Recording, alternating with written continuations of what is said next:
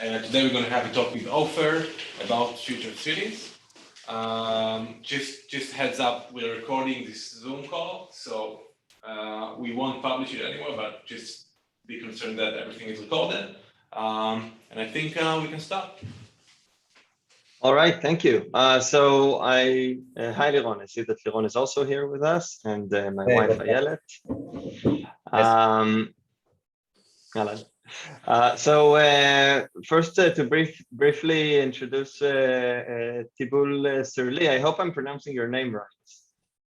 It's Thibaut, like if you're from the US, like Tim Thibaut, or if you're French, like Theobald. Thibaut. Okay. Thibaut. Well, we have a French guy here.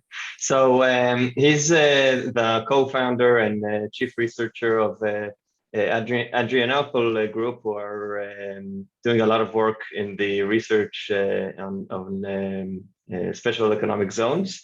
And they recently also launched a nice map that maps all the zones across the world. So good job on that.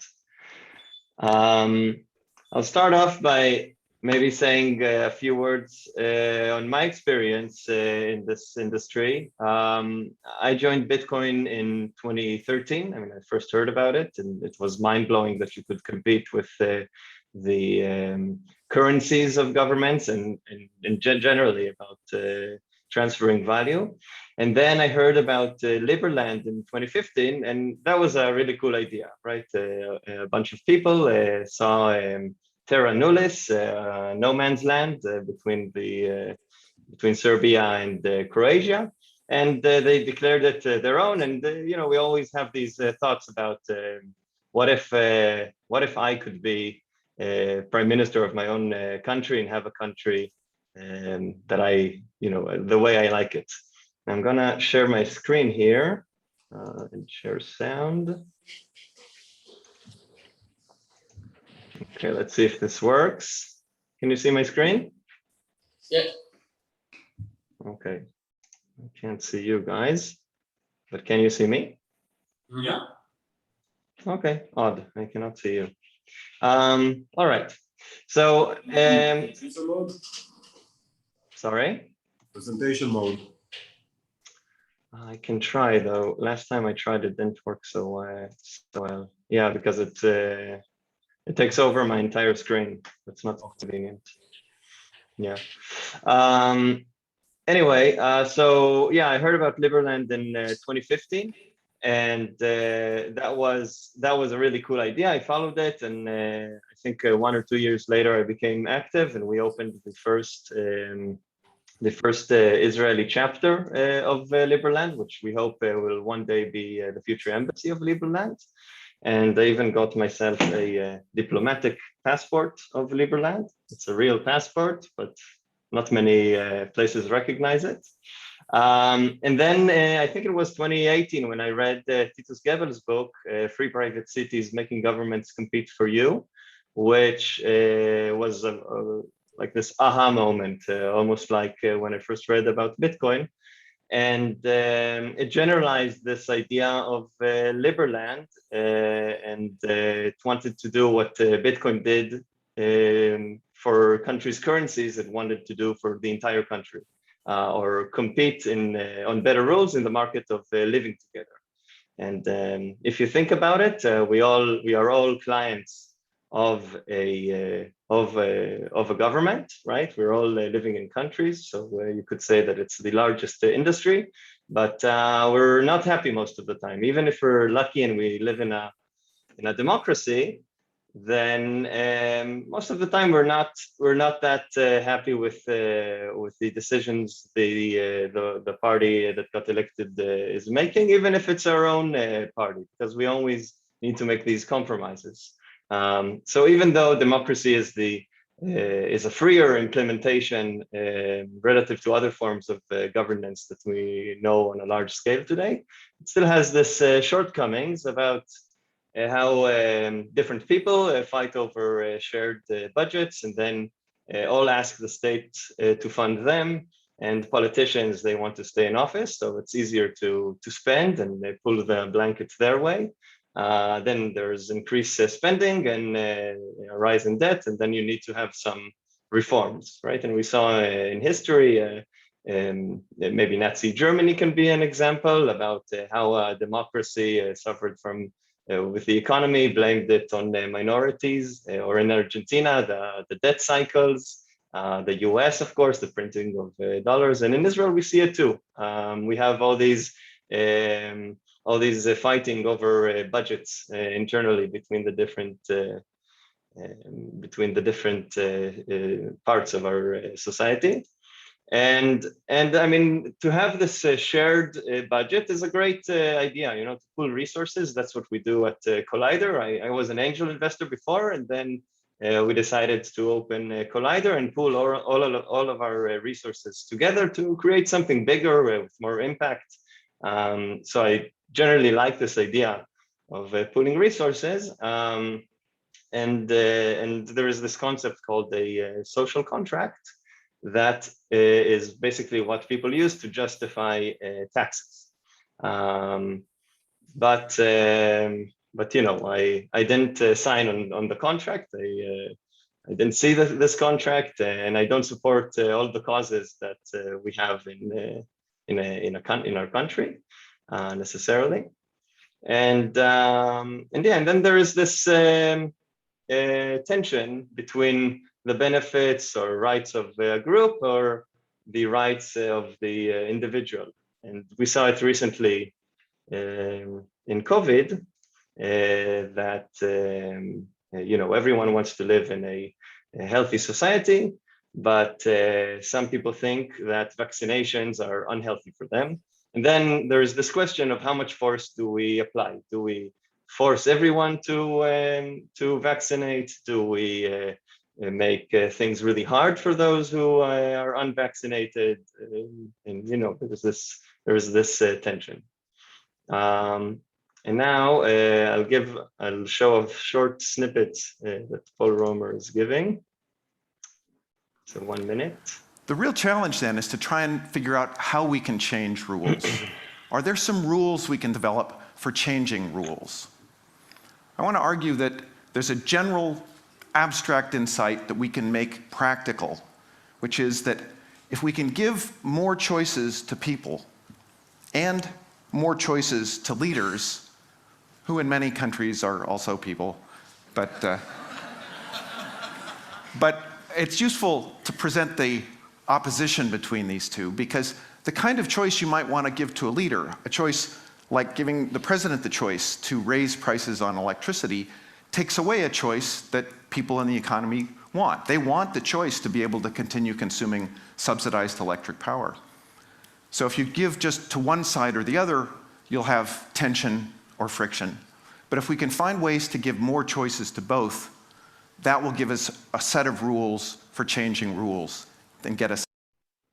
All right, so Paul Romer goes on about talking about China, how China copied the Hong Kong model, and created 14 special economic zones on uninhabited land and didn't force anyone to move there or to relocate.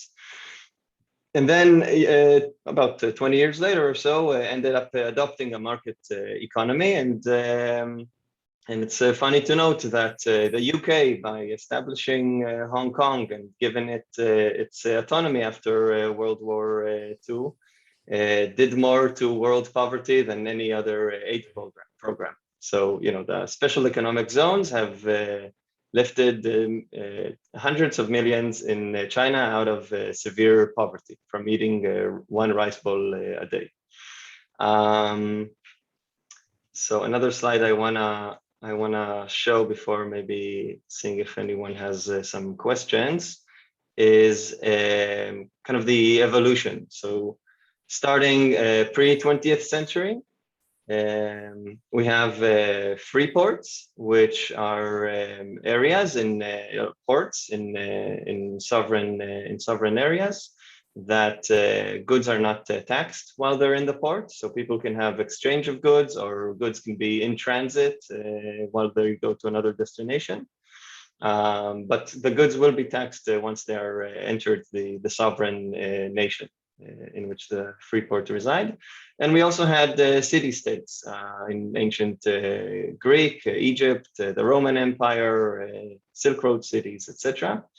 And then 20th century, we had some examples are Hong Kong, Shenzhen, Dubai, Singapore.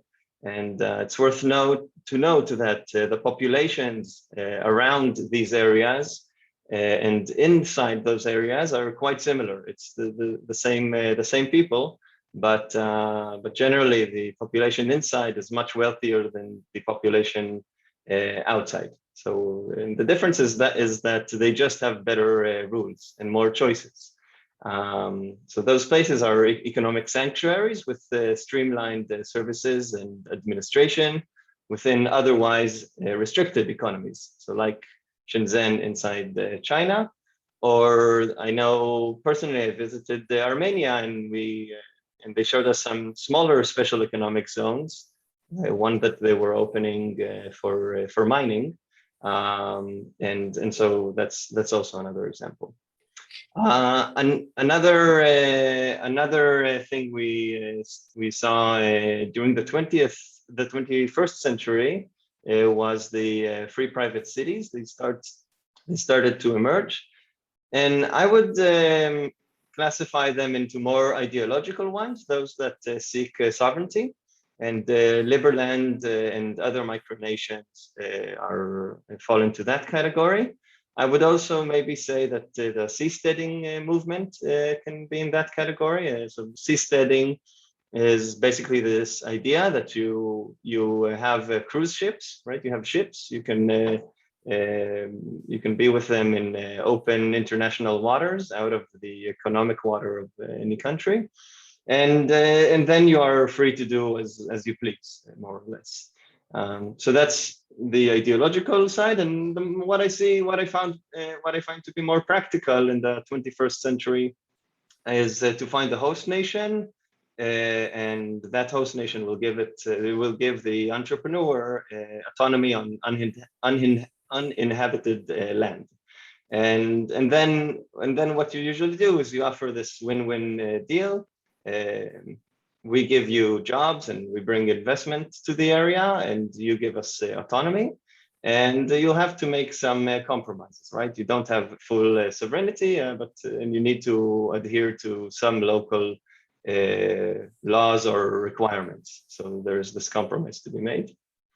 And some common features that free private cities have are protection of life, liberty, and property by some private government service provider for some fixed amount. So, you pay for their services, and you actually have a contract. You can call it a social contract or whatever you want, but it's this contract that you can see before choosing to go and live or conduct business in the city.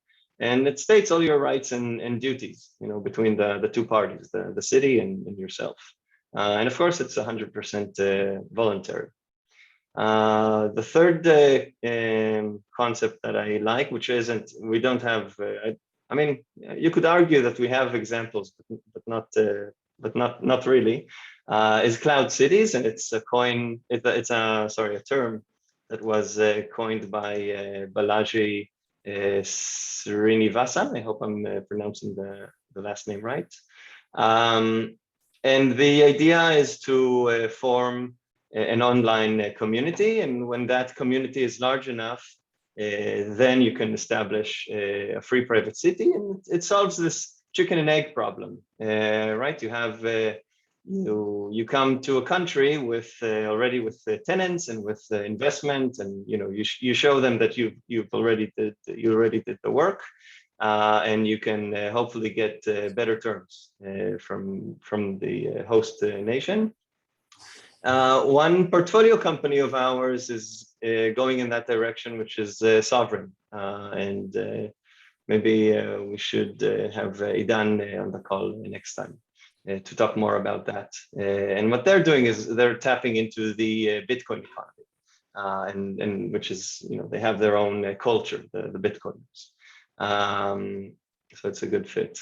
And then the fourth thing, which is something that I foresee in the very far future, is that we'll have maybe sovereign enclaves, I called it. So it's just a free private city that is offering so much value, and it has its own, maybe its own customs and a lot of influence on the region. And it's big enough to maybe have its own sovereign land. So a higher degree of autonomy to be a full sovereign area. So that's the kind of an overview, and I will for a second stop the share because I want to see all you guys. Actually, don't see all of you. Yeah, we closed out the camera, but we can open it so it will be. Oh, okay. Could be nice. Yeah. Yeah. So yeah. Now I have a few more. I have a lot more slides actually. And they go into examples. Let me share it again now without the video, so I can actually see you. Share. Yeah, there we go. Much nicer.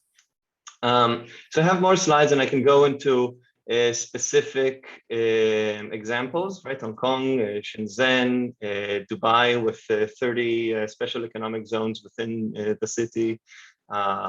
Or the story of Singapore, but before I move forward, I wanted to see if there are any questions or things that are interesting for you to dive in, or should I continue?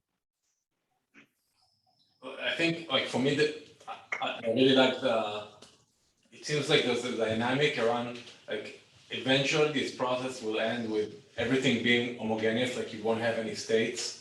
Like you're just gonna have zones around the world, like if you're saying like 200 years from now.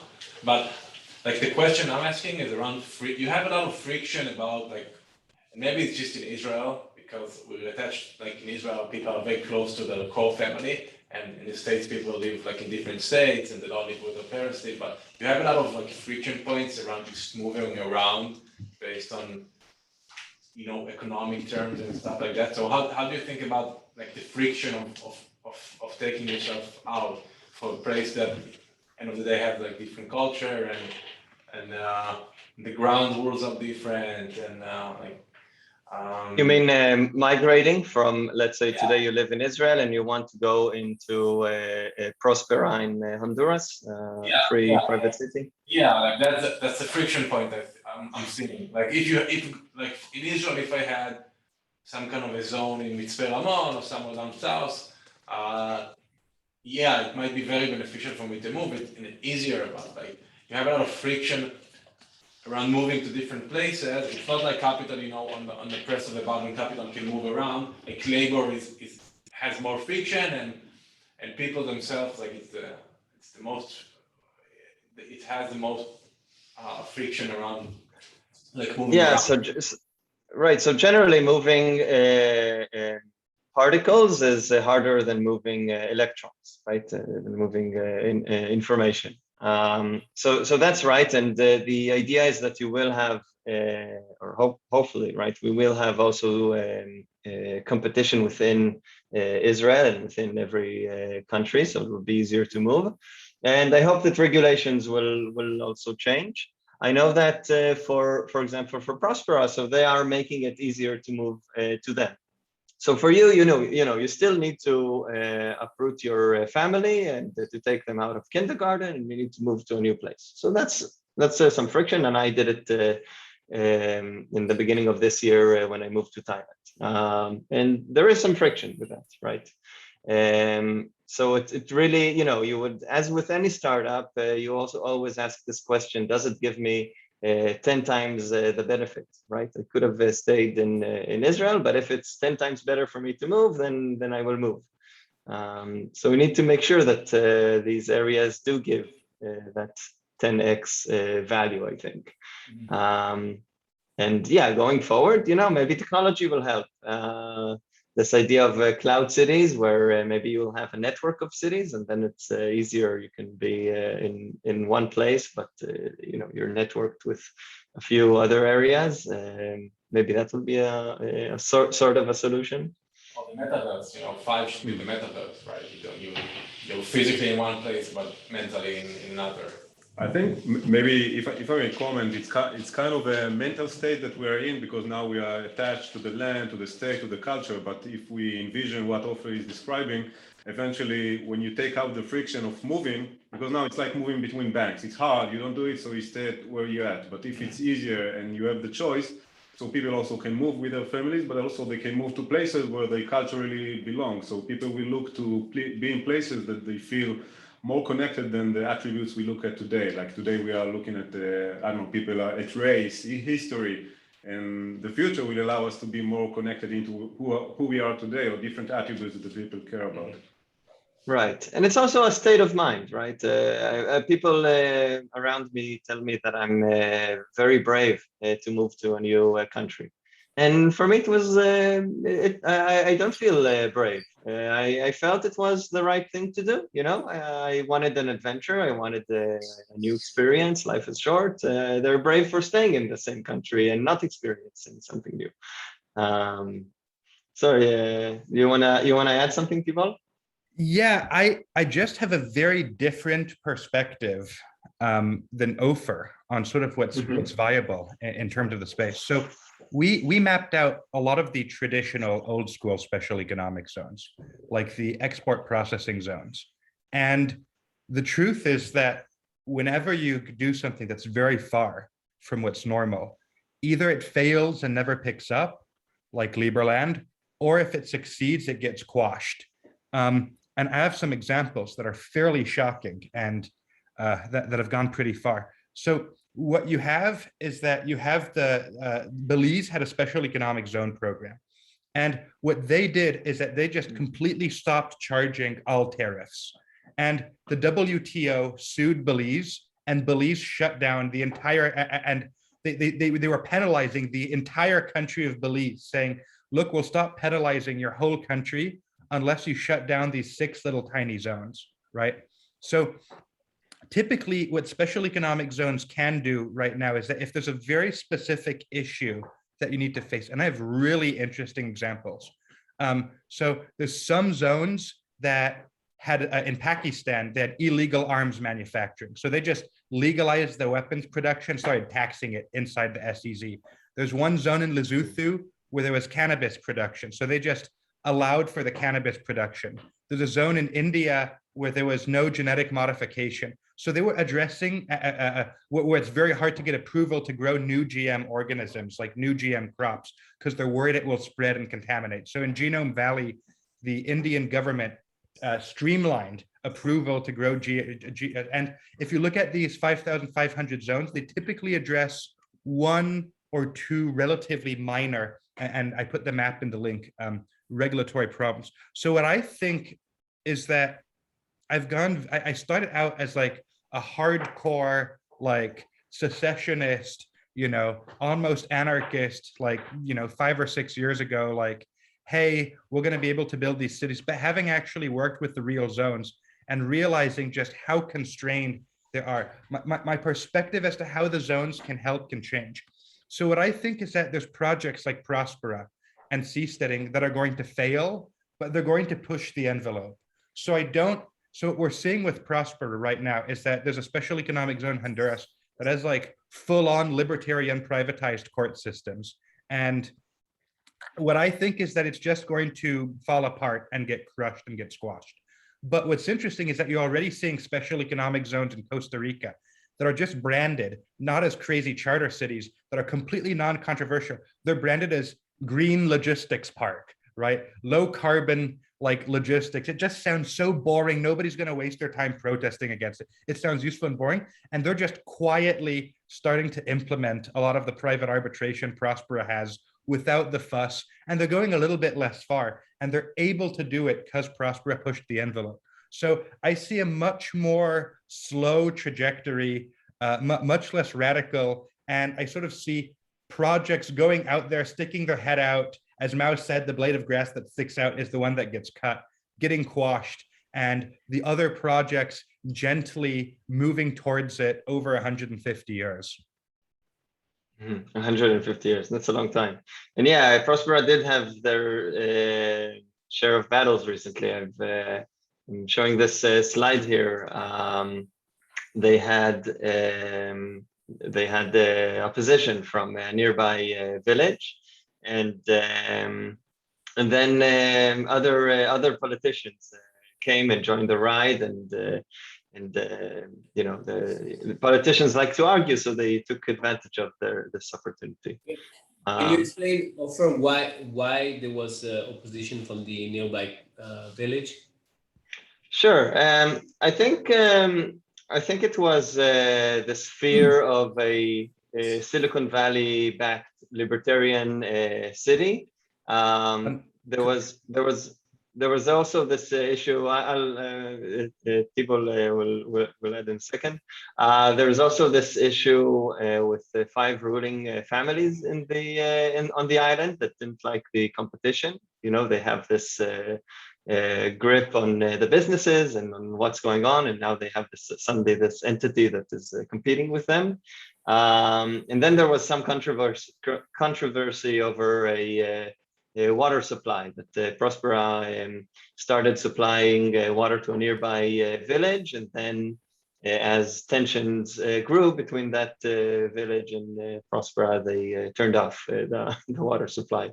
And I think mainly a lot of noise from politicians, but I don't know, Tibol, what do you think? No, I actually think that a lot of the opposition, ironically, is kind of warranted. And there's a few very interesting. So for context, I've never been to Honduras, but we do have a whole network of 8 people who live in Honduras full time, specifically sort of really looking at this. So the first thing is that the people who live there are Garifuna. Garifuna are Black Native Americans. They were freed slaves who fled into the jungle, and they originated on some other island. I forget which one, but I think it was like Barbados or something like that. And they fled into the jungle, these slaves. They mixed with the Native Americans, and they created this Garifuna, and they lived sort of as guerrilla warfare in like the 1600s, 1700s, resisting the French and the British. The British one day decided, we're going to wipe all of these people out. And they committed a genocide, and they sent in the army. And to this day, they wiped out the overwhelming majority of the Garifuna, really horrible mass graves, and they deported them to the island of Rotem. So the way that the native people ended up on Rotem is because they were genocided and deported. And what's very shocking is that I think a lot of the charter city people who went to Honduras, with a few exceptions, like Mike Strong, I know actually spent some time living with the Garifuna.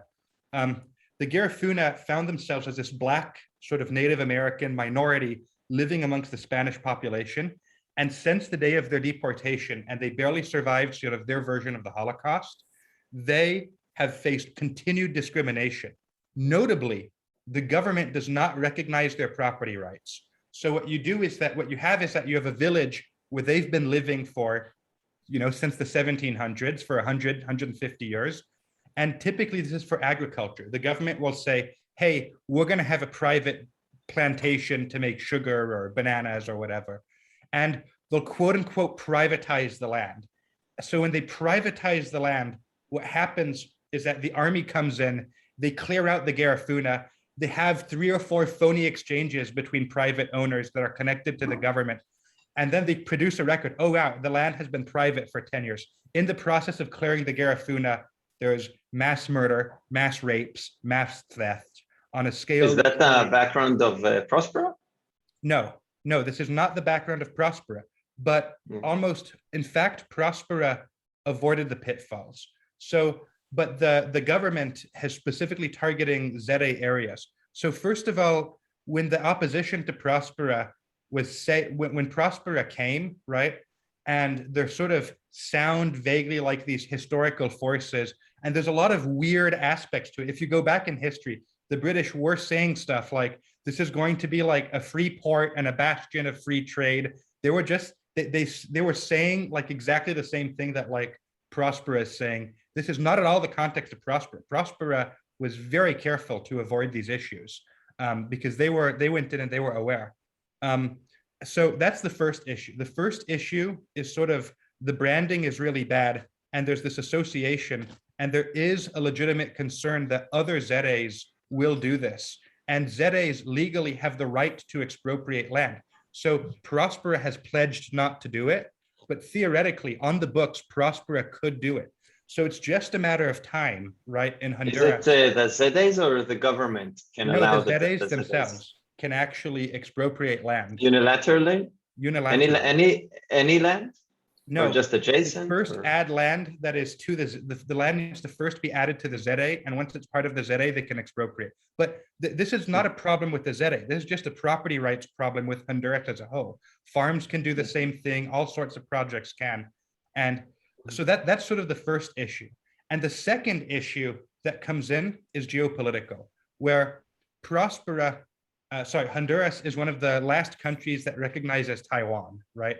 So what you have is that you have the Chinese who are trying to do massive infrastructure projects in Honduras, and the Taiwanese are trying to outdo it.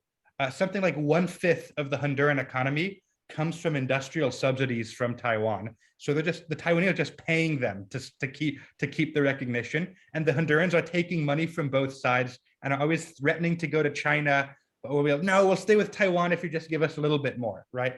So now you have a situation where both the Chinese and the Taiwanese have a record of using environmental activists to hinder each other's projects. So you have all of this like super duper, very high level geopolitics where I'm sure that the CIA is heavily involved. You have Taiwanese and Chinese ZAs, by the way, that are both in application that have been stalled for years.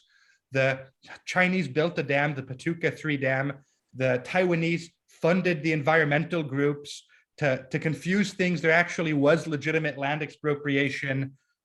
There's all of these nonprofits. There's very complicated historical regions. In terms of choosing a country to do this type of project, right? They were only able to do it in Honduras because Honduras is like a powder keg that could blow up at any moment. And depending on who wins the upcoming elections, if the right-wing party wins, there will be massive left-wing sort of like rioting, not warfare, but all the Hondurans that are on our team are moving to the countryside for the election, because if the current right-wing ruling party wins, there's going to be, you know, a huge amount of turmoil. And if the left-wing party wins, then the whole situation with China is at risk of changing, and they're going to attack the ZA program. So Honduras is in this constant lose-lose poverty cycle. The ZA is just caught up in the crazy local politics of Honduras that have nothing to do with the ZA. And they were just kind of like not necessarily prepared to deal with the massive headache. So I just think that they kind of picked the wrong country. And to the point where, you know, the lives of the people involved are at stake. I know that Eric Brimmen, I was talking to Trey, has guards. There's been all sorts of really sketchy incidents. It's a very, very dangerous situation that they've sort of stumbled into. A lovely place to raise your family. Come to Prospera. I have a question for Ofer and also for Thibaut. What are you guys envisioning, let's say, a couple of 100 years from now? Do you think that there won't be any more states and there's going to be like thousands of sovereign enclaves or free private cities / region or even states? And you know, how do you see the future? Does that mean that there's going to be even more conflicts? Because you know, today you have 180 or 190 countries to deal with, and in the future there might be 10,000 countries. We're basically regressing to, you know, a couple of thousands of years ago, where there were like lot of tribes that were just fighting with each other, and you know, I'm just trying to understand, you know, where do you think this is going to? Well, I look at it from, you know, the technology side of things. I think technology helps us overcome challenges like in going forward. And technology is unstoppable. It's inevitable, and the government can stop it. But you know, it's there. Once you have this thought or idea, it's there and it's unstoppable. And you saw it with Bitcoin, right? It takes away power from the government, but there's little that they can do. The U.S. could have tried to quash Bitcoin. They could have, but I think it's hard, long term to maintain it. They tried it with alcohol, it didn't work, and with marijuana. So I think this is, the beginning. It's another thing that is taking away from the state is the rails to economy. And then I think you have this idea of DAOs, of decentralized autonomous organizations. So you have these tools that allow people to organize online, kind of spontaneously, and with not a lot of need for strong leaders in the military and around shared resources. So I think these tools will allow us to your question, to come and to propose win-win offers to different governments, and to establish cities. Maybe as Tibol says, maybe it doesn't have to be always as as out there as Prospera, but the examples in Costa Rica sounds maybe more pragmatical. But yeah, I see these technologies allowing us, it relates to, cloud cities, which is, I think it's a viable option to go forward to establish these zones. And to your question, yes, I think that in the far enough future, we'll see more and more of these zones with different treaties between each other. It might not look that different from the world that we're in today, right? We'll have all these, like the North Atlantic Treaty and all these type of things. But we'll just have more choice and more freedom. That's what I hope. I have the 180 perspective of Ofer, which is, I think, somewhat amusing. Good. So first of all, I like Bitcoin because, like alcohol, it's something that cannot be shut down and eaten up and cracked down by the state. But I actually think that maybe, I can't say 200 or 300 years, but definitely by the end of the 21st century, I think we're heading towards one world government. And there's some very interesting, and this is, I might be wrong on this because this is a little bit more out there in terms of China or US? Yes. Belt and Road or? So there's a great speech that Xi Jinping said, and Xi Jinping said at the BRICS conference in South Africa in 2018, world government is inevitable, and my main priority is to make sure that China has a leading seat at the table. So China isn't even opposed to the world government. They just want to have a leading seat, at the table. You see their footprint everywhere, right? Yes. So in terms with special economic zones. Totally. 500 Chinese SEZs outside of China. But I don't just think it's China. I actually think it's going to be more of a European Union style world government. And here's a bit of evidence. Really? Why? They're a bit sleepy. Yes, but nobody likes the way that China operates from a cultural perspective outside of China. Whereas everybody kind of likes Europe. Not everybody likes America. So it's sort of this very mushy globalist, we'll smile while we send you to the gulag type of political system. But the thing is that if you look at the history of how empires have emerged, for example, the Roman conquest of Greece was very slow. It started with Greeks contracting Roman mercenaries. It was the successor states of Alexander the Great.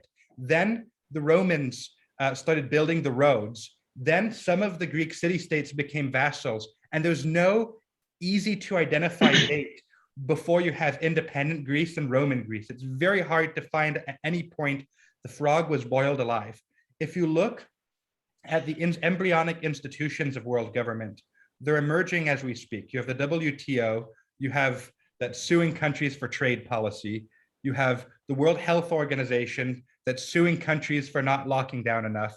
You have, it's basically world government by law. The World Bank. Yeah, exactly, the World Bank. And here's an interesting thing. In fact, the map data that we're using, our data, we're in talks with UNCTAD, UNIDO, World Bank, WTO, and World Customs Organization. They're all using this data for a different purpose. And the zones are eroding at national sovereignty, but they're not going towards independence. they're eroding national sovereignty and they're replacing that with World Bank best practices, right? So they're going from taking land from the nation state to taking land into sort of the sustainable development goal kind of world. So my prediction, the reason why I like Bitcoin is because I think that SEZs are probably going to do more to advance world government than to collapse it. Whereas Bitcoin is something that can't be shut down, that can continue, you know, like, I don't know, 3D printed guns and Bitcoin and whatever, is stuff that'll, I think, continue surviving. Huh, interesting and gloomy. How would you prevent it? Well, I think that probably the best thing to do it is to write a bunch of academic journals that suggest that hyperinflation is a good thing, to encourage them, to just push them like judo in the direction where they're already going. I don't know. I don't know how to prevent it. I think you just kind of preserve these ideas, wait it out 2 or 3 generations, you know, have a lot of kids, have a lot of grandkids, try to live in places like Switzerland or, I don't know, Thailand or whatever, that'll sort of be absorbed a bit later and prepare to reemerge once the winter passes. But, you know, I don't necessarily think it's going to be like a George Orwell world government. I think it's going to be more of a semi-authoritarian but kind of pathetic European Union style world government, you know. Interesting. Okay, I hope that with the technology we can try to mitigate that that world.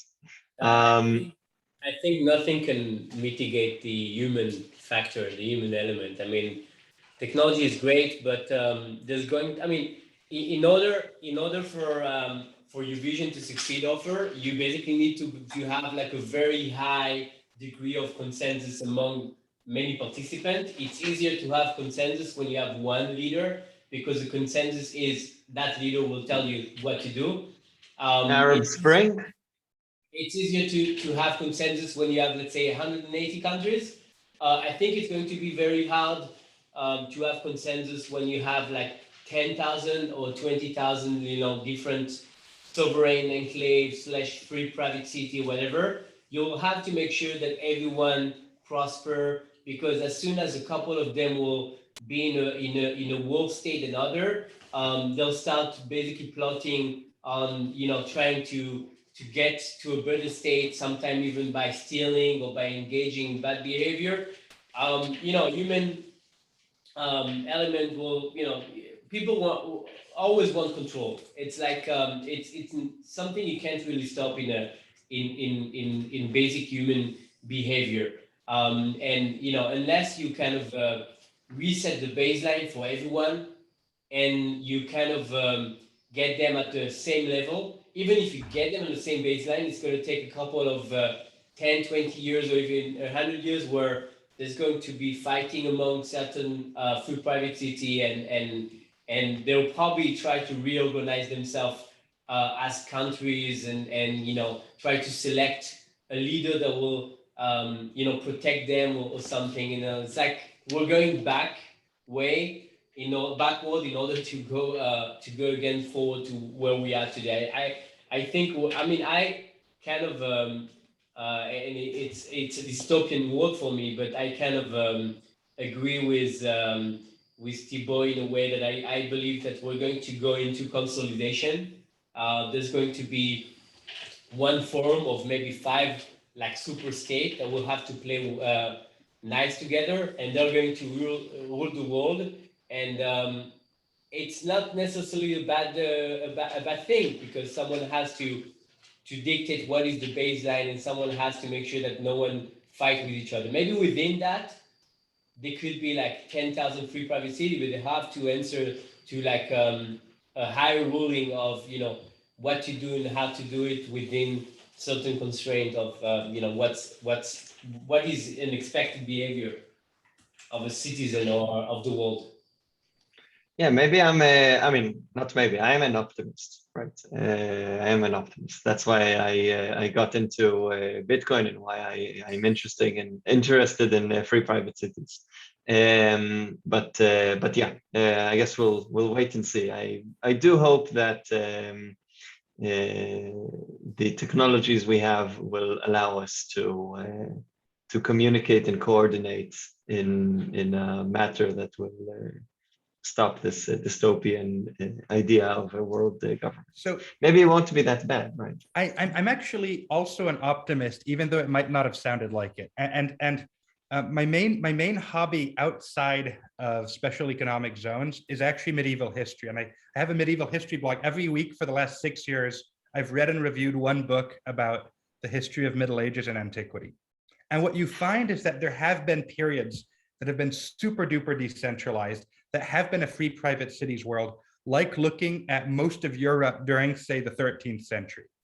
And what you see is that these times are times of both perpetual conflict and innovation, because the conflict, if you have many small states, the conflicts you have to remember are also proportionally much smaller. They're much more localized. They're much less severe.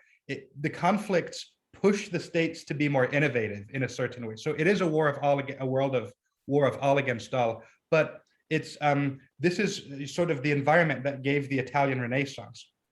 And typically, these city-state-like structures emerge when you have a large empire that collapses in on itself, right? So I think that if we do get this world, I think the most likely route to get this world is actually to have a world government that's kind of toothless and that falls apart because there's no consensus and it's kind of pathetic. And in terms of one very interesting example is the War of the Lombard League. You have the Holy Roman Empire. The emperors of Germany have attempted to reform. They've called themselves Western Roman emperors. They have a political domination over much of modern Poland, France, Germany, Italy. They're trying to reform the Roman Empire, Holy Roman Empire, and it becomes toothless. They start collapsing internally. At first, what they start doing is that they start auctioning off independence to city-states. In 800 AD, 806 AD, within 6 years of this new entity being formed, the city of Genoa in Italy buys the right to become a special economic zone. They buy a high degree of political autonomy, but are nominally part of the Holy Roman Empire.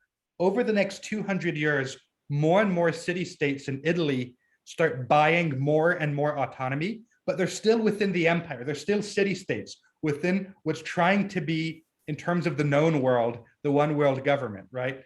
And what happens is that one day when this world government collapses, these city-states form a political entity called the Lombard League. They form a league and they say, we're going to take our de facto independence and become fully independent after about 200 years. Frederick Barbarossa sends in his army from across the Alps, from Germany, and the troops basically get picked off one by one. It's like the British versus the Americans. It's sort of an early version of this. They fight guerrilla warfare. They're going through the mountain passes. They're getting ambushed. Frederick Barbarossa himself is captured, barely makes it out alive. And his son tries to invade. They try to invade 2 or 3 more times, and they get just destroyed every single time by the Italians. The Italian city-states become independent, and the result is that you get the Italian Renaissance. So it's funny because in pop culture, you often hear about how like Italy had city-states and all of these places like Genoa and Pisa and Florence were independents, but they never actually tell you how these places got independence. Very interesting. So, okay, so I guess your vision isn't as dystopian as I initially thought. So maybe there is room for optimism. Like this world government could be something that coordinates things, but it doesn't have a very strong grip on specific places on the ground. So you can maybe have more freedom as you know, from the sense of what affects your personal daily lives. Does that make sense? Yeah. And maybe it just collapses. And maybe it just collapses. Yeah. Okay. So another thing that we might want to touch on is some pitfalls of special economic zones. We've touched a little bit about Prospera, right? The conflict they had. There is another example in Coega Special Economic Zone in South Africa, that they weren't ready for. Actually, I think it's kind of similar, isn't it, Thibault, from a position from different trade unions and environmentalists, and they were also kind of idealistic in COEGA. Oh man, so do you know I wrote a book about I started writing a book, but my trip to South Africa got canceled due to the pandemic, so I never finished it on the SCCs. And Koha was a zone. I have about 200, but Koha, they just use their autonomy for rampant corruption. So it's a little bit different. It was an entirely state-funded project. Very, very interesting things. One thing is that the autonomy meant that they had a certain degree of legal independence. So they started using this for organized crime. One example is abalone are these little like mollusks, kind of like giant clams with like a gross little tentacle. Chinese people think that it's useful in traditional medicine and it's very popular in Hong Kong, but they actually overfished it to extinction. But there's a bunch left in South Africa. So Chinese triads basically have been smuggling illegally poached abalones from Africa through the shipping containers that are already going to China through the port of Koha. And because of the autonomy, they can't fix it. Interestingly enough, Koha attempted to start growing legal abalone. So not only is it, so they tried to solve it by growing abalones and having like farms, but they take a very long time. They're hard to grow. The reason why poaching exists is because cultivation just doesn't work very well, but who knows if that'll work down the line. Another thing is that there's a lot of drug smuggling, a lot of counterfeit products ending up in European markets through there, a lot of cannabis, which by the way, I think should totally be legal, but you know, it is what it is. And also illegal distilling operations going to Saudi Arabia, where they were exporting barrels of, I think it was antifreeze, but the barrels were just full of vodka heading to Saudi Arabia from Koha. And worst of all, lots of pollution where they released manganese dust that poisoned the local communities and gave Parkinson's-like diseases, neurological defects to literally like a school. And Yikes. One side note is that the CEO was a murderer. The CEO was a total nut job. Ironically, I'm not kidding. His name was Pepe. I'm like not joking. His name actually was Pepe. And there was this weird thing where all of the bad deeds were leaked by like his like disgruntled ex-wife, and like his ex-wife was having an affair with the vice president, so he murdered the vice president and like went on the who gave them autonomy? That sounds like a bad way to open a special economic zone in your country. Oh, it's a lot of fun. It's a lot of fun. It sounds a little bit like the Golden Triangle, not far from where I live, in northern, in Laos, Myanmar, and in Thailand, right? Also a lot of illicit activity there. All right, so then another thing that I've noticed when reading about the space was bad product market fit. And a few examples were Uzbekistan with a $50 million loan from China, and it started off as a high-tech special economic zone. They wanted to to do something new, and after about 5 years that it was empty, they turned it into a petrochemical special economic zone, which is a better fit for what they can do over there. And then there is the King Abdullah economic city in Saudi Arabia, which it started it's already built, but only partially, like 15%. 7,000 people live there out of the planned 2 million, and it raised. I saw some places that say it raised $100 billion. Sorry, and it was planned to be done by 2010, but foreign investors didn't want to invest out of the energy sector, and it was kind of stuck. They didn't trust that the city will succeed enough. Another thing is top-down bureaucracy or too many cooks in the kitchen.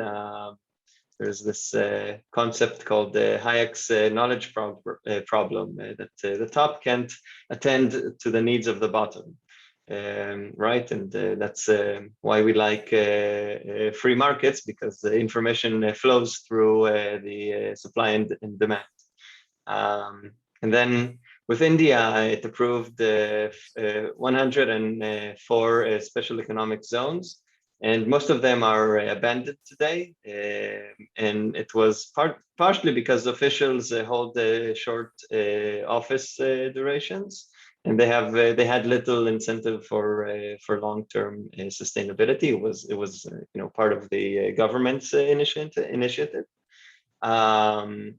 And there were a lot of self-serving agendas and real estate speculation. They didn't have any incentive to open zones in faraway areas, so they opened them in places that already had infrastructure, and it was used for speculation. And then there's Russia, that in the 90s tried to copy what China did. Hey, Adam. And also create special economic zones to save it from the collapse of the Soviet Union, but had too many corruption and not enough research and planning going into that initiative, and they're abandoning it. It's and slowly revoking even special economic zone statuses. And then in China, China is always a success story. But at one point, they did too many special economic zones. A lot of them went well, but there were also all these ghost cities. And partially because they were too close together with not enough differentiation and too much competition. So you gotta try to find the right balance. Maybe another idea that we could talk about, if you guys want, is this idea of cloud cities. Would that be okay that I'll dive into a bit? So cloud cities, how would an entrepreneur start a country? So you could go by election, right? We have Avishai on our team, and one day he will be the president of Israel. We all know that. It's a very long road, but we wish him all the best. Then we have revolution, which is another way you can attempt to start a country. We have war, which is another way that I don't recommend. We have micronations that you claim sovereignty and no one else recognizes it. We have in Israel Achziv land by Eli Aviv, who declares sovereignty on his plot of land in the north of Israel. Then we have seasteading, which is maybe a little bit more practical than starting a war, but this observation that cruise ships exist, and then you try to move from being a few weeks on the water to a longer duration, and maybe do like a permanent or semi-permanent habitat on international water. And another way that people have proposed is to go to space, right? Elon Musk is trying to colonize Mars.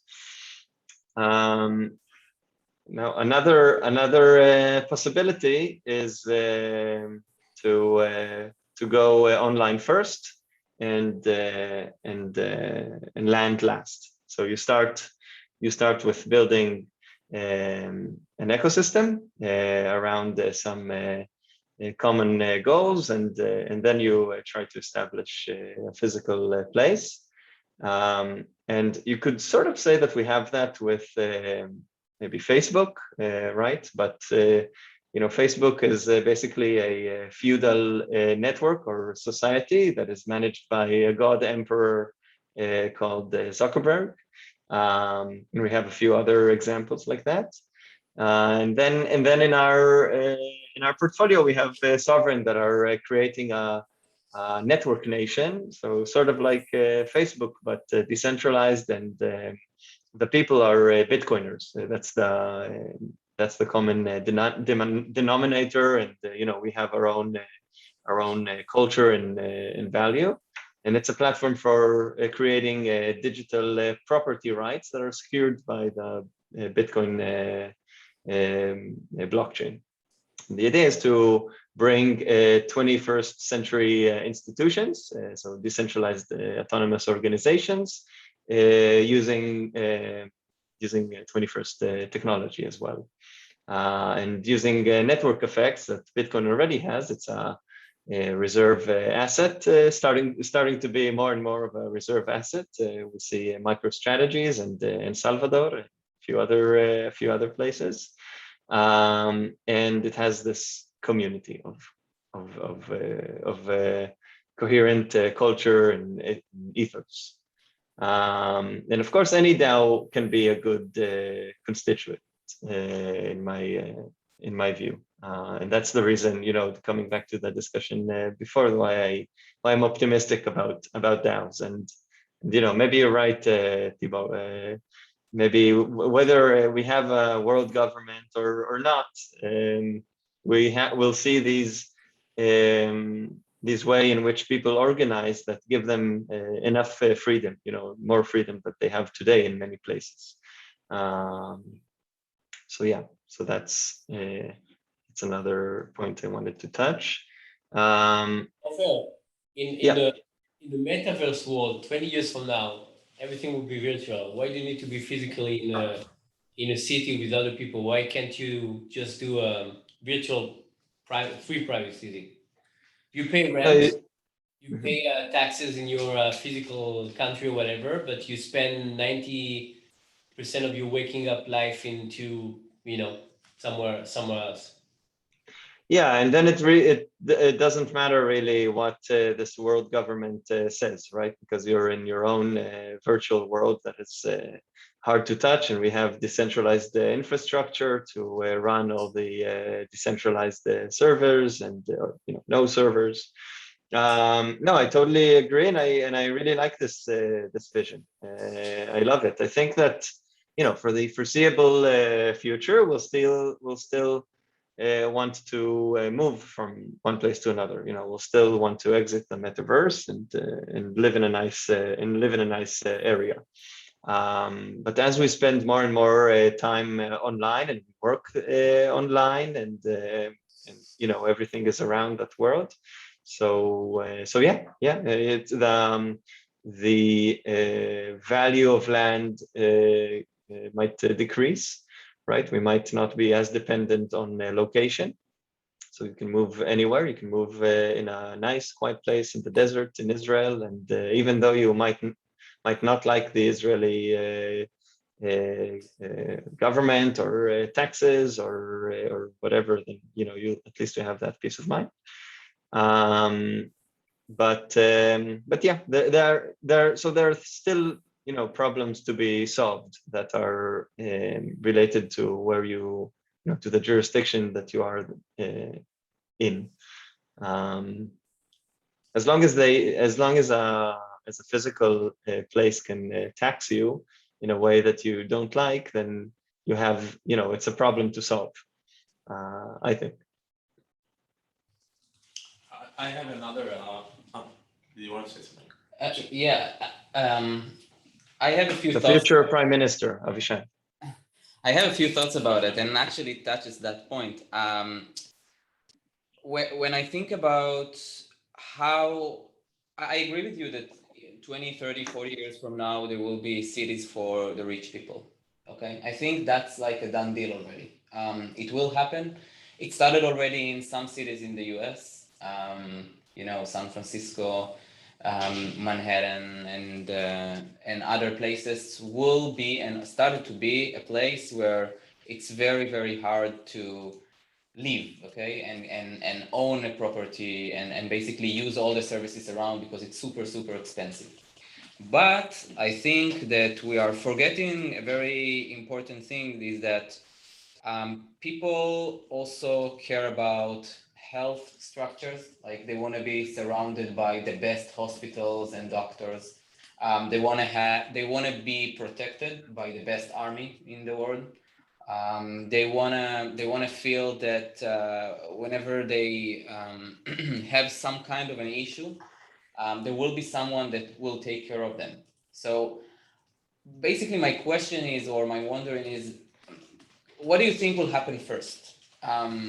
Cities or countries or states in the world will try to decentralize themselves by basically becoming less part of the union and more being financial first, okay? It sounds like actions that El Salvador is doing, but in the real world, okay? Let's say San Francisco will gather around and try to detach from California and become some kind of independent something. What do you think will happen first? That, or basically a bunch of people move into Honduras or other places where you don't have anything out there and opening a thing? I also see the advantage there, right? They can have a jet ready for every incident that they have to fly to a hospital or to run away from this place for some reason. But I think that that once free private city will start, be more out there, the world will react by trying to keep the rich people, where they are today and build structures that will benefit them. And then I'm not sure who is going to win. The places who already built something and the people are still there, or the new places. Could I Yeah. ask a question? Go ahead. So let's look at the zones that already exist, right? And if you look at what already exists and what's already out there in terms of semi-sovereign SEZs, there's an entire gamut that ranges from very low end to very high end. Some zones are sweatshops, and the people, for example, in Bangladesh working in the textile mills are dirt poor, but they live in a private city, which is essentially a company town where all services are provided by the municipal government. On the other hand, you have the Cayman Enterprise City, but there's everything in the middle. We at Adrianople have grown to about 40 people on our team. And what's quite interesting is that we actually mostly hire people who live in special economic zones in emerging markets. So we have people in Nigeria, people in Rwanda, people in Honduras, people in India, Philippines, the list goes on and on. And what's quite interesting is that there's already this extreme diversity. In terms of whether it's going to be the developed world or the non-developed world, it's absolutely not going, it's only the developed world will only implement these solutions unless they fall apart. If you look at the special economic zones in the West, the US has a bunch of export processing zones, the EU does too, but the EU has an explicit ban on special economic zones. SEZs tend to be in countries that do not have functional healthcare, that don't have, as you said, people want healthcare, people want security, people want these things, right? So the zones are already tending to emerge in places for the 3.5 odd billion people who don't have these things and are becoming the providers. A lot of the people who live in these communities do so because they're gated, they're secure, and they live in high crime countries. A lot of these communities already have their own healthcare systems that are independent and relatively inexpensive. So if you're a middle-class person, your options are to live in absolute poverty if you have some money, or immigrate. Well, thanks to these special economic zones, they can live in these gated communities and enjoy the healthcare. So I actually think that it's precisely people's need for security that's going to lead to the rise of these projects. And it's going to happen in the places where these things don't yet exist. And it's less like Honduras is going to get Europeans to move there. I think those projects are actually not going to do as well, because frankly, the Europeans who go to like these places, a lot of them are fine, but a lot of them misbehave. There's like a huge problem with sexpats. There's a huge problem with like the type of people who up and move. These aren't family people right? These are people who tend to be like, young entrepreneurial men, and these are exactly the kind of people who cause problems. So I actually think that the communities that are going to exist are like the Nigerians building cities for other Nigerians. Yeah, I tend to agree, and it's part of what I wrote myself about how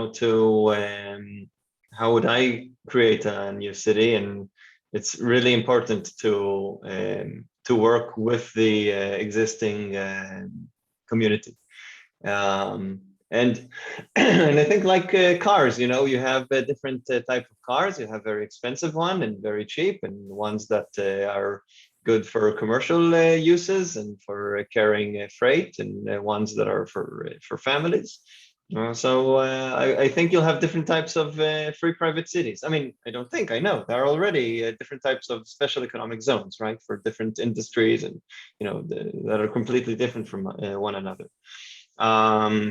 And I do agree that the richer nations have a far less of an incentive to change, right? And that's true also in startups, right? Startups, larger companies have less incentive to change, and because if they had, then we won't have startups maybe. They're small and nimble, and they have this. They don't have to maintain an existing revenue stream. So yeah. Avishai, did that answer your question, or was there something that you said that we forgot to touch? No, that was great. It just like it made me think about Dubai, for instance, as like a place where a lot of people are moving to right now. Most of them are entrepreneurs, but some of them with families. And there is a very big gap between the citizen to the ones who are coming for work. And my concern is that those places that you basically provide health insurance and security, like in Dubai, even for the ones who are not citizens, will create those cities for rich people, Like on one hand, you're saying, come here, get all the benefits, be part, but perhaps you don't need to be a citizen because there are rich people who are gaining something out of it. They can live in their palaces and buildings, and like I'm not sure that we can change the human nature. That's my take here. That's also part of the kind of free market. Like there becomes a competition between places where people want to live. You're not limited to the place, and nations want to attract people that can generate capital, increase the wealth, and eventually, like countries like Estonia that create openness for people to come and work. Like you can be a digital nomad, work from somewhere. You can, and eventually the future will be that with international flow of capitals, people will pay taxes not necessarily in the place they reside physically all the time. Already today we see like companies are opened overseas, and I think it will be harder and harder for countries to enforce taxes. If you're American, you pay tax no matter what in the States. Yeah, So and that's the question that we talked before. And it's very hard to opt out from that. no, you can opt out. You just have to give up your passport, and that's probably one of the most lucrative passports in the world. Let's see in this table of the government world that the Chinese will have a seat. What will be the seat of the Americans? It's interesting to see. I think what's interesting is to see, for example, a country like Portugal, who basically made a bunch of changes to how they tax the wealth and how they tax crypto, for example, and they've made it very easy, for example, for people to kind of emigrate to Portugal. If you stay there, first of all, you can get a visa for an indefinite amount of time. You can stay there for like 4 or 5 years. And if you are there for 5 years, then you can become a citizen and get a passport. And there's no wealth tax as opposed to the rest of Europe, where there's a tiny amount of tax on your wealth that you pay every year on the AUM that you manage. And I know a lot of people will move to. Thank you, Thibaut, for your time.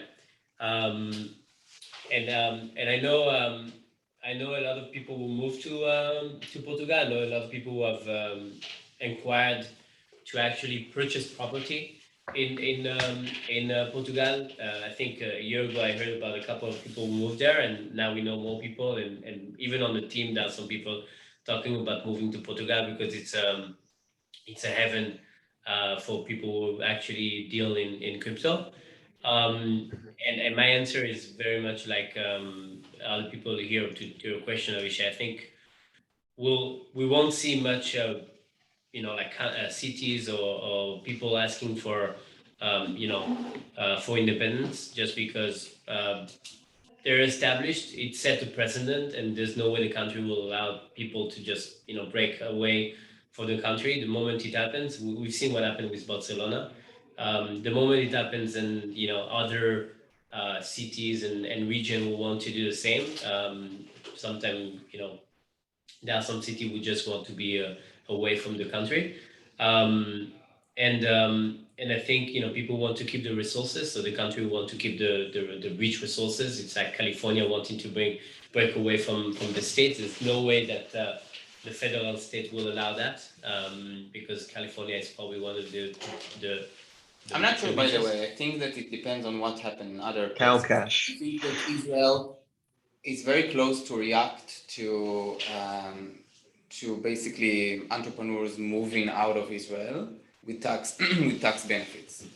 I think that we are getting closer to a world where people will basically, the generation, like the today's million, today's generation will basically, in my opinion, will be more connected to the metaverse world rather than their own state, and the countries will have to react to that. They will have to basically. I don't know if Israel will have to react to the metaverse because as long as you keep your body in Israel and you pay taxes, it's fine. I think No, but they can move. They don't care. Yeah, I think that if you are less attached to what brings us together as Israelis, and you're more attached to what brings you together to your fellow metaversians. By the way, it's been happening for the past 10 years. A lot of people are leaving Israel. And I think that And people will continue to move to Especially places that they feel academics. more connected to. Professor that left to MIT or other places and are getting a much better salary. Even think about religion. Like if you think about like what there was like a bit of drama around the Halloween, right? In Tel Aviv, people started to celebrate Halloween. It's a movement. It will take a few years, perhaps more than that. But I think that in 50 years from now, the movement between states will be much harder for the countries to control, and they will have to offer something. And I think that what will happen is that they will create zones where you can choose. You will have more options. I think that we are ignoring something like very significant. Like this is all a discussion that is very futuristic, but eventually, and we are now in the week of the climate conference, and this by itself can create like change everything, like huge migration waves coming from Africa, and we are kind of on the verge between Africa, Europe. As a junction of migration. We've seen it with wars, and probably the climate crisis will change the countries as of today. So they will be enforced to react. Like the changes will not happen only from free will, but just by force. I wanted to add something which is more of a practical, maybe. I think basically betting on the future of cities is it's a contrarian bet, because if you think about how the world has been acting for the past 250 years, so you had urbanization. That's like one of the strongest trends over the last 300 years is people moving to, getting out of the countryside and moving to cities. And in China, you had somewhere between 300 to 400 million people moving from the countryside to cities just over the past 20 years. Like urbanization has been the strongest trend in China for the past 20 years. And cities like Shenzhen, which basically had nothing in them 20 years ago, it's the evidence. But and it's surprising for me that no one has mentioned it, but we had COVID last year. And COVID is an inflection point in how we act, because it decouples the work and where you live. So for the first time, so we had 40 years of building the internet, and then for the first time, you can actually work in one place and live in another, like in total separate geographic zones. And that relates to Balaji's tweets about cloud cities, but I think it's going to be the next buzzwords for Silicon Valley in the next 5 years. It's going to be cloud cities. A lot of people are starting to mention it, and you're seeing a lot of Web2 startups around just orchestrating this whole process of payments to people that are overseas and so forth. Yeah, but remember that it's not everybody, right? Like the majority of your population, even here in Israel, they cannot move. They work in places that they have to come to work every day. Right? Yeah, but if you It think will about change with time, but you're right. It's still that way today. the economy, if you look at like the GDP, then 300 years ago, everything was manufacturing, and the longer time that goes by, you have less manufacturing and more services. And then services goes online, and then you will have some things that bound you to the place. Like not everyone can do it, but I'm just saying that this is the opposite trend, and I think even in Collider, in terms of investments right now, so we're looking at a company that the entrepreneur want to build something in the US, but it lives outside of the US. Like 5-10 years ago, you wouldn't even think it's plausible to do such a thing. Don't forget you're part of a very small minority, like in the 1%, and Silicon Valley is in 1%. Israel is in 1% because Israel is predominantly very tech-oriented. But the rest of the world, in Europe and other places, is not tech-oriented, and many people go to actual work, physical work. There are stores, there are a lot of services you have to give in person. And it's probably 80 or 90% of the population that can't really move. I think COVID has made it easier for us as high-tech entrepreneur or investor, whatever, work from wherever we want to work. It did introduce a lot of it's harder to be more productive. You have to change the way you work. There's you need to be more asynchronous. I think in the 5-10 years, we're gonna see more and more company go back to the older version of work. I don't think that Twitter and Microsoft and Facebook will end up being decentralized or whatever. That's not gonna work at scale. They can work with a small startup. They can work with it probably work now because there's no other options. I mean, you live in a country where there are regulations, and so if you can't work in the office, and there's like a fight for talent. So if another company say, oh, we're gonna work from home, and everyone wants to work from home, which is absolute hell, then people say, oh, we're gonna be completely working from home forever. I don't think that's gonna hold the water for long. I participated one time in it's a funny story in an event with one of the prime minister of the countries or the region in Germany. They have 16 or something like that. And everyone spoke with him about the startup nation and the fact that we have like a lot of startups. And then he said, okay, but in my country, people are making a lot of money. And he told me like the salaries, which is amazing. And they go to work every day for 50 years. And they live a very good life working in, I don't know, the car industry or the paramedic or the para industry.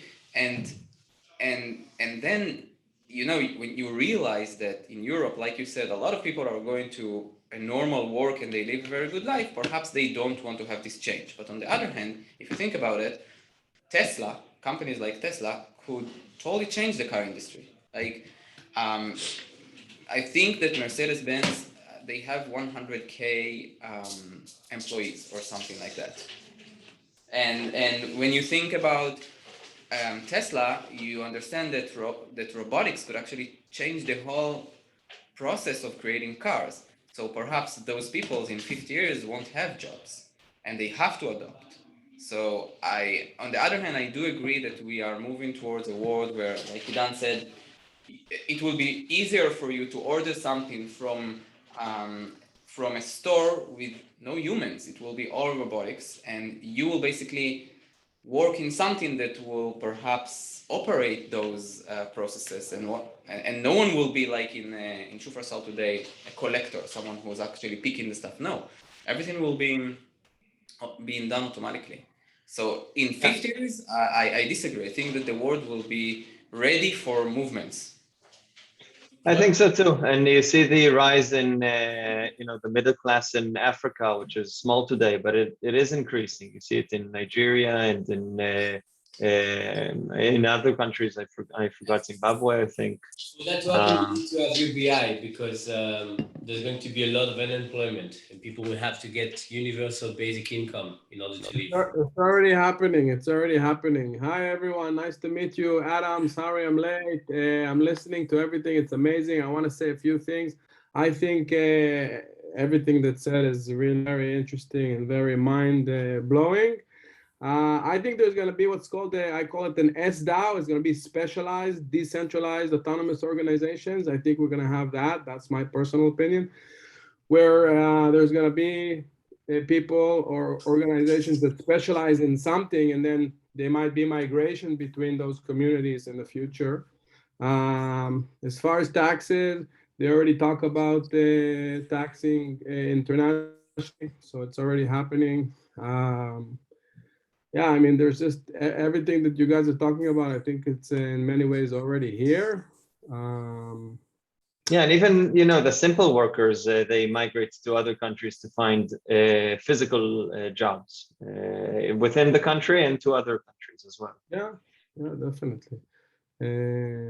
Yeah. All right. A few other things to say. I'll say it later. You want to complete the sentence? Oh, sorry. No, sorry. no, it's good. No, it's good for now.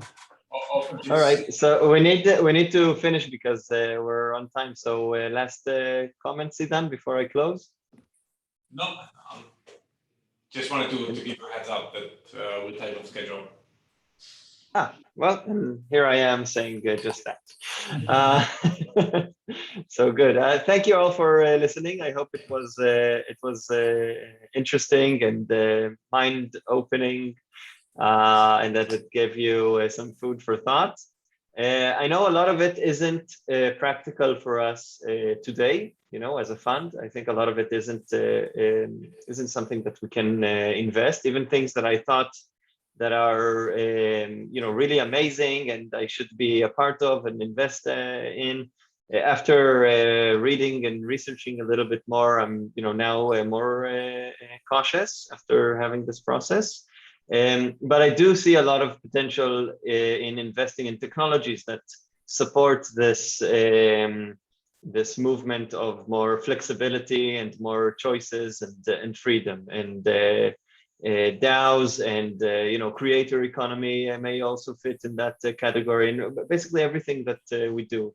But to the context of living together and making decisions together, I really think that DAOs, quadratic voting, and all the different types of technologies and ideas that exist today can be really beneficial and also efficient for us to scale decision making and to need less of a centralized government, but more, this process within a community. So yeah. Thank you for participating and for listening. Thank you, Ofer. Thank you, Ofer. Thank you very much. Thank you for being the optimistic, idealistic. As always, that's my role in life. We're optimistic. I'm optimistic too, like Thibaut, but I'm more realistic. So I don't know where it's probably going to be between what Thibaut said and what you said, in the middle. Yeah. But I guess the human nature will fuck it up at some point. So yeah, depends on the systems we'll build. Yeah, the human nature humans will tend to fuck it up. If there's a constant, at some point the human nature will just fuck up everything, and then we'll start over. Yeah, let's go to Mars. All right, guys. Bye. Thank you. Bye. Bye. Nadiel, good luck knitting.